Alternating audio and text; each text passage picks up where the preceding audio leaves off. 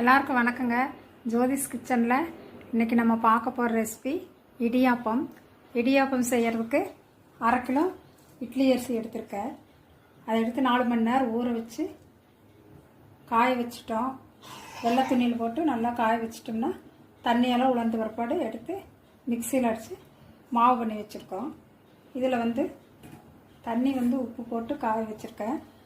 இது சூடான தண்ணி, அது ஊற்றிக்கலாம்.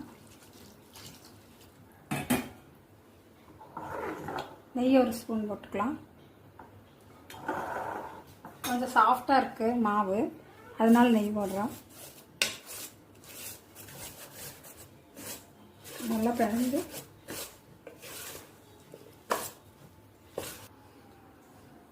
மாவு நல்லா பிணைஞ்சாச்சுங்க. நெய் ஊற்றி நல்லா உப்பு தண்ணி ஊற்றி பிசைஞ்சாச்சு. இதே ஒரு 10 நிமிஷம் மூடி வச்சிடலாம். அப்புறமா இட்லி தட்டில் புழிஞ்சிக்கலாம். மாவு பிணைஞ்சு 10 நிமிஷம் ஆயிடுச்சுங்க. மூடி வச்சிடலாம். இனி எடுத்து நம்ம இடியாப்ப சட்டியில் பிழிஞ்சிக்கலாங்க. பிழிஞ்சு 15 நிமிஷம் ஆவியில் வேக வச்சோம்னா சூப்பராக இடியாப்பம் ஆயிடும். இடியாப்பம் ரெடி ஆயிடுச்சுங்க.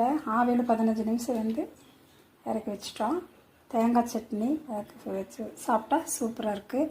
இதே மாதிரி நீங்களும் செய்து பார்த்துட்டு லைக் பண்ணுங்கள், ஷேர் பண்ணுங்கள், கமெண்ட் பண்ணுங்கள், மறக்காமல் சப்ஸ்கிரைப் பண்ணுங்கள். தேங்க்யூ.